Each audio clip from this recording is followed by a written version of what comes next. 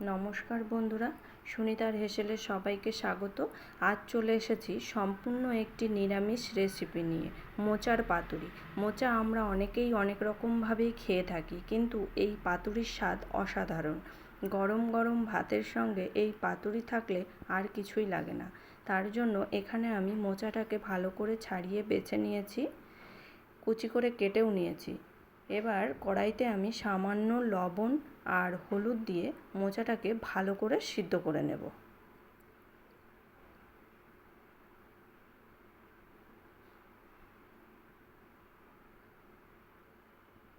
পাতুরির জন্য আমার লাগবে মটর ডাল। এখানে আমি মটর ডালটাকে ভিজিয়ে রেখেছিলাম, সেটাকে আমি এক টুকরো আদা আর একটা কাঁচা লঙ্কা দিয়ে মিহি একটা পেস্ট তৈরি করে নেব।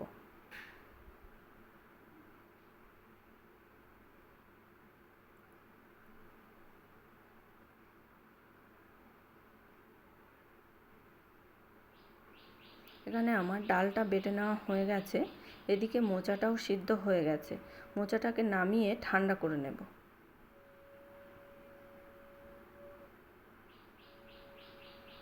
এবার এই মোচাটাকেও আমি ভালো করে বেটে নেব, মিহি করে বেটে নেব।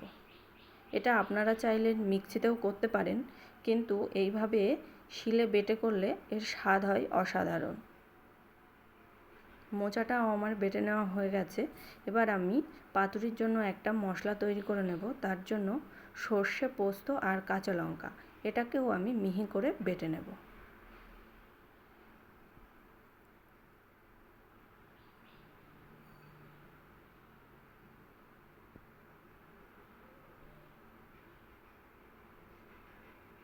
এটা আমার বেটে নেওয়া হয়ে গেছে।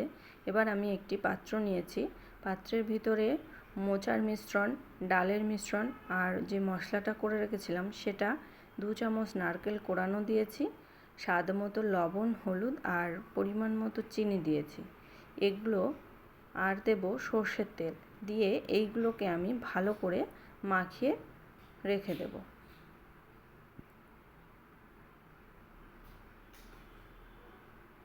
দেখুন, এটা আমার ভালো করে মাখিয়ে নেওয়া হয়ে গেছে। এবার আমি এটাকে সাইডে রেখে দেবো। এদিকে আমি গ্যাসে কলার পাতাগুলোকে ভালো করে সেঁকে নেব।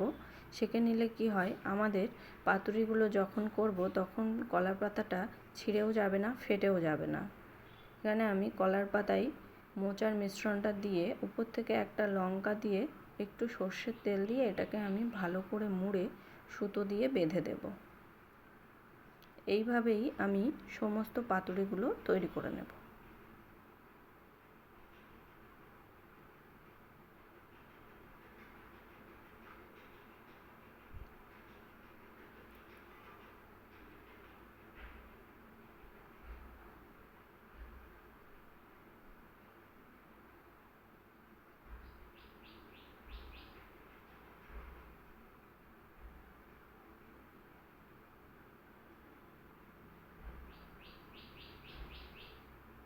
এখানে আমার সমস্ত পাতুরিগুলো তৈরি করে নেওয়া হয়ে গেছে। এবার আমি গ্যাসে একটা কড়াই বসিয়ে দিয়ে তাতে সামান্য তেল দিয়ে পাতুরিগুলোকে দিয়ে আমি ঢাকা দিয়ে দেবো 10 মিনিট।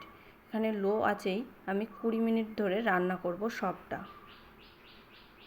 এখানে আপনি যদি একটা পাতুরিও তৈরি করেন সেক্ষেত্রেও আপনাকে 20 মিনিট সময় দিতে হবে।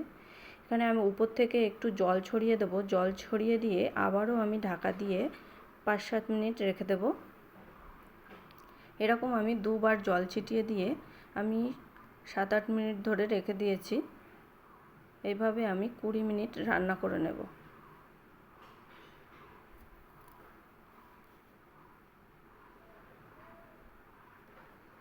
দেখুন, আমার পাতুরিগুলো হয়ে গেছে। আপনাদেরকে খুলে দেখাচ্ছি। দেখুন কতটা সুন্দর হয়েছে। তৈরি হয়ে গেল আমাদের দারুণ স্বাদের নিরামিষ মোচার পাতুরি। আমার এই রেসিপিটি কেমন লাগলো অবশ্যই জানাবেন। যদি ভালো লেগে থাকে তাহলে সাবস্ক্রাইব করে পাশে থাকবেন। আজকের মতো এই পর্যন্তই। আবার দেখা হবে নতুন কোনো রেসিপি নিয়ে। ভালো থাকবেন, সুস্থ থাকবেন। ধন্যবাদ।